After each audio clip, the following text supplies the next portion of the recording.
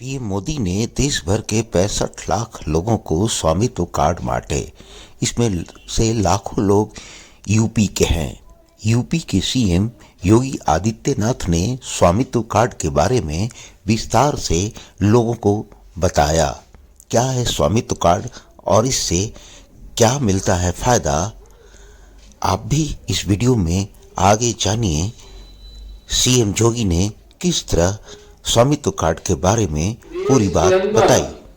जो अब तक 2,14,00,000 से अधिक स्वामित्व योजना के अंतर्गत प्रॉपर्टी कार्ड वितरित हुए हैं, उनमें से अब यह 1 करोड़ से अधिक अकेले उत्तर प्रदेश उसमें योगदान कर रहा है। यह एक महत्वपूर्ण कदम इसलिए भी है, अक्सर आप देखते होंगे राजस्ववाद और गांवों में जो विवाद होते हैं, बड़ी प्रॉपर्टी के लिए कम, छोटी प्रॉपर्टी को लेकर के, भाई भाई में, पटीदारी में, 1 फीट जमीन को लेकर के, रास्ते को लेकर के, नादे को लेकर के, ये विवाद अक्सर सुनने को मिलते थे। जो दबंग होता था, जो मजबूत होता था, वह 1 फीट इधर उधर बढ़ जाता था और फिर कमजोर व्यक्ति परेशान होता था।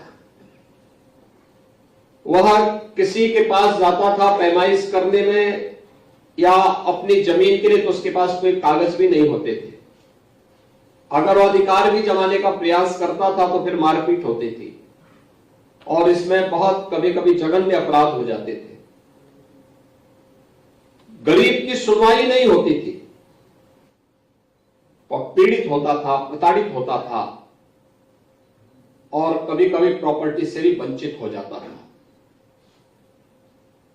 यह पहली बार है जब तकनीक का उपयोग करते हुए ड्रोन सर्वे के माध्यम से, फिर गांव की खुली बैठक में बाकायदा चूना डाल करके ड्रोन सर्वे के आधार पर गांव की पंचायत खुली बैठक होने के बाद फिर जो सहमति बनती थी, उस सहमति के आधार पर फिर यह अभिलेख तैयार होते हैं, जो ग्रामीण आवासीय अभिलेख हैं, घरौनी के रूप में, जिन्हें आज प्रॉपर्टी कार्ड के रूप में प्रधानमंत्री जी ने वितरित करने की कार्रवाई प्रारंभ की है, वह वितरित हो रहा है। अब आपको इस बात की चिंता नहीं कि आप जहां पे आपका मकान है, इस पे कोई दबंग या कोई दूसरा व्यक्ति जबरदस्ती कोई कब्जा नहीं कर पाएगा, क्योंकि वो सारा का सारा रिकॉर्ड राजस्व विभाग के पास मौजूद हो चुका है। अब कोई भी व्यक्ति आपकी जमीन पर कब्जा नहीं कर पाएगा। लेकिन हमारी ग्राम पंचायतें भी अब रोजगार के सृजन के माध्यम बन सके। हर ग्राम पंचायत में एक ग्राम सचिवालय के निर्माण की कार्रवाई को लगभग पूरा किया जा चुका है और मेरा यह मानना है कि आज नए भारत के नए उत्तर प्रदेश में हर ग्राम पंचायत अपने यहां 5 से लेकर 7 लोगों को रोजगार अकेले ग्राम पंचायत दे रहा है। खासतौर पर ग्राम सचिवालय में, वहां पे एक कंप्यूटर ऑपरेटर भी रोजगार सेवक के रूप में कार्यरत है।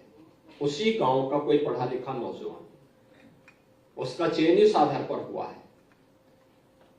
उस गांव में ही वह व्यक्ति गांव के लोगों को जिन कार्यों के लिए उन्हें ब्लॉक में, तहसील में और जनपद में आकर के भटकना पड़ता था, जाति प्रमाण पत्र के लिए, आय प्रमाण पत्र के लिए, निवास प्रमाण पत्र के लिए, ऑनलाइन वह सब उसको उस ग्राम सचिवालय में ही वो उपलब्ध करवा सकता है।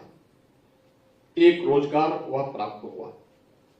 गांव का वित्तीय लेन देन गांव के अंदर हो, वीसी सखी उसी गांव में मौजूद है, वह भी गांव की ही बेटी या गांव की ही बहू है। यह भी गांव में एक नया रोजगार यह भी सृजित हुआ है। गांव में fair price shop, model shop के रूप में वही खुले और उसमें छोटा सा वेयर हाउस भी बने। यह इसके पास बन गया, एक व्यवस्था हो गई, एक व्यक्ति को 1-2 लोगों को वहां रोजगार मिल सकता है।